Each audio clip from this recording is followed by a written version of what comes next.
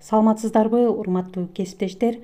Агайдын устаттык өнөрү китебинин номер 65 сабак. Класс жетекчилерге эскертме деген эң сонун тема тууралуу маалымат аласыздар. Сабакты даярдаган Салтанат Бейшенова, Талас облусу. Урматтуу мугалимдер, бул теманы класс жетекчилерге гана тиешелүү экен деп өткөрүп жибербеңиздер. Себеби ар бир мугалим окуучу менен иштейт. Андыктан бул тема бардыгыбызга бирдей керек. Алгач сабактын планы менен таанышып алыңыздар. Класс менен иштөөдөгү багыттар тууралуу кеп болмокчу. Үй бүлө менен байланыш, кандай байланыш түзүү керек, ушул тууралуу сөз болот. Предметтик мугалимдер менен байланыш жана тарбиялык сааттардын өтүлүшү тууралуу азын-оолак кеп кылабыз. Андыктан сабакка көңүл буруңуздар. Азыркы класс жетекчи өз классында жакшы моралдык психологиялык климат орнотуу, окуучуларды бир максатка бириктирүү, класстын ынтымак ишмердүүлүгүн уюштуруу жана ушулардын негизинде билим тарбия сапатын жакшыртуу үчүн өз классынын менеджери болуусу зарыл. Класс жетекчи классында кандай проблемалар бар? Аны чечүүгө кайсы мугалим, кимди тартып, эмне иш-чараларды уюштуруу керек? Канткенде класс алдыга койгон максатка жетип, ынтымактуу билим тарбиясы сапаттуу бир бүтүн коллективге айланат. Мына ушулар жөнүндө ойлонуп иштөөсү керек. Көңүл буруңуздар, өтө маанилүү ой айтылат.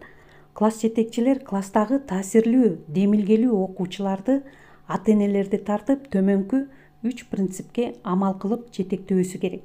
Биринчи адилеттүүлүк, экинчи талап, үчүнчү олуттуу мээримдүүлүк жана ар кимди өз ордуна кое билүү. Демек, урматтуу класс жетекчилер, класс менен иштөөдө жогорудагы айтылган сунушту дагы эске алып коюшубуз керек экен. Сабактын биринчи планына токтололу. Класс менен иштөөдөгү багыттар. Биринчи, класстагы окуучуларды дифференциалдуу группаларга бөлүп иштөө. Экинчи, отличниктер менен чыныгы сапаттуу отличник болуусу үчүн иштөө. Үчүнчү, ударниктер жана аралаш баага окугандар менен отличникке жетүүсү үчүн иш алып баруу. Төртүнчү, жаңы келген окуучулар Д группасы менен иштөө. Бешинчи, тарбиясы начар Т группасы менен иштөө. Мында мүнөз тарбиясындагы кемчиликтерди жоюу үчүн индивидуалдык жана группалык иш алып баруу. Алтынчы, турмуш шарты оор окуучулар менен иштөө.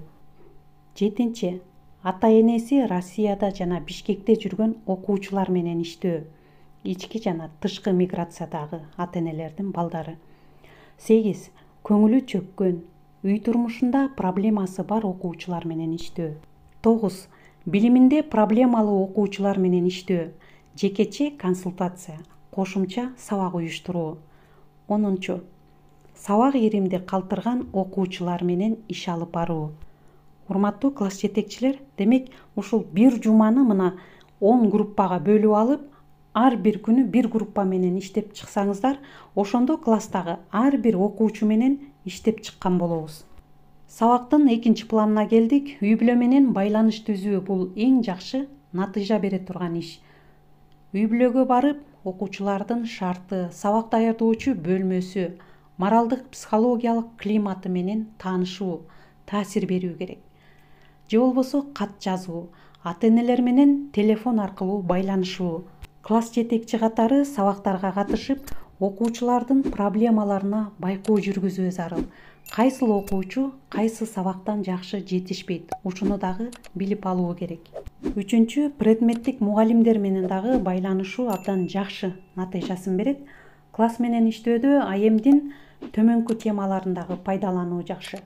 Убакытты туура пайдалануу, өзүн өзү тарбиялап өстүрүү, өз ишмердүүлүгүн туура уюштуруу, окуу иштөө түрлөрү, окуучуларга максаттуу жашоо жөнүндө, биздин окуубузга, өсүүбүзгө тоскоолдуктар.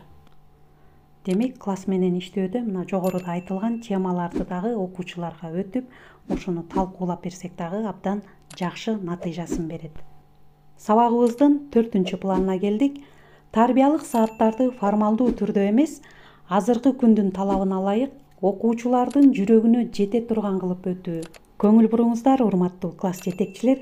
класстын эң жакшы билим тарбияга ээ болуусунун дагы бир жолу бул план, режим түзүп, максат коюп, ага жетүүсүнө багыт берүү керек. Анда эмесе, урматтуу кесиптештер, ошону менен бүгүнкү темабыз аягына келип жетти. Түзгөн Гапыр Мадаминов, 2012 жыл 30-июнь.